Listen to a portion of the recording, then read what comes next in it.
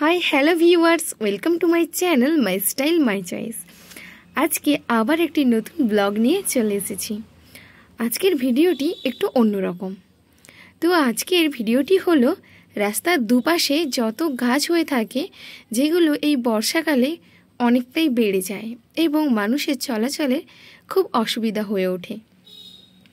আজকে আমরা কয়েকজন বাচ্চা কাচ্চা মিলেই এই পরিষ্কার করার উদ্যোগ নিয়েছিলাম।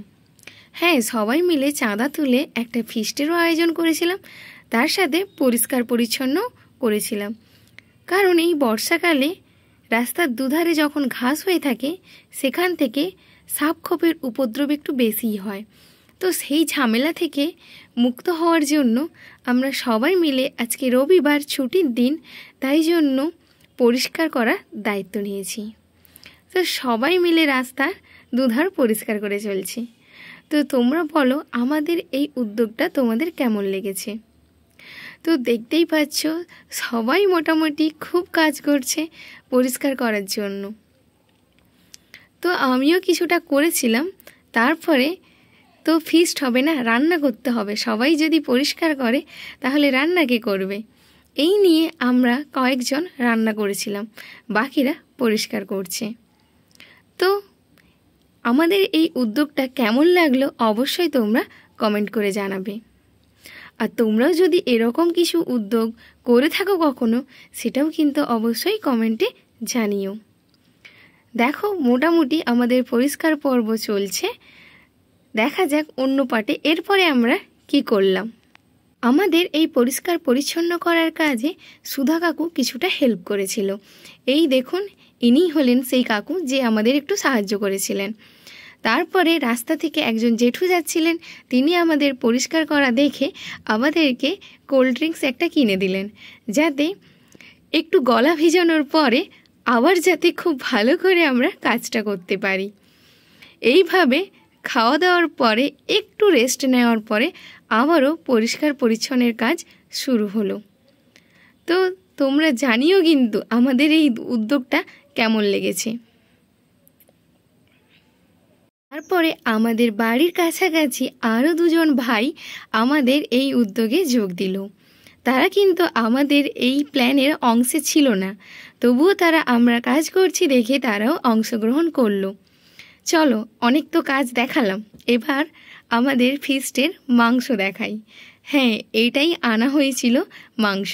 তো মাংস রান্নার পুরো রেসিপি তো আমি দেখাতে পারবো না, তো এখানে জাস্ট দেখাচ্ছি যে মাংস আলু দিয়ে আমাদের তরকারি, হ্যাঁ মাংসর আলু দিয়ে ঝোল ভাত এবং চাটনি, তার সাথে আলু ভাজা, এটাই ছিল আজকের মেনু আমাদের। তো মাংসর জন্য এখানে মাটির উনুনে আমরা রান্না বসিয়েছি, একদিকে ভাত হচ্ছে আর একদিকে মাংসর কষার জন্য মশলা রেডি করা চলছে।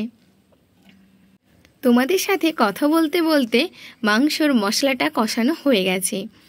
তো তোমরা আমাদের এই ভিডিও ব্লগগুলো অবশ্যই একটি লাইক, কমেন্ট এবং শেয়ার করবে। আমাদের এত ভালো একটা ভাবনা এবং উদ্যোগ তোমাদের কেমন লেগেছে অবশ্যই কমেন্ট করে কিন্তু জানিও। এদিকে মশলাটা কষানো প্রায় হয়ে গেছে, তাই জন্য আমরা মাংসগুলো একে একে দিতে থাকব। মাংসগুলো দিয়ে ভালো করে কষিয়ে নেব। মাংসগুলো ভালো করে কষিয়ে নিলাম। দেখো কষানো চলছে। তো আমরা অনেকক্ষণই কষিয়েছিলাম। আর অন্যদিকে ভাতের সাথে সাথে আমরা কিন্তু চাটনিটাও রান্না করেছিলাম। এই সময় আনারসের সিজন, তাই জন্য আমরা আনারস দিয়েই চাটনি বানিয়েছিলাম। এদিকে আমাদের কড়াটা একটু ছোটই ছিল, তাই জন্য আমরা দুটো কড়াতে রান্না করেছিলাম। তো মাংস একটি গামলিতে রেখে দিয়েছি।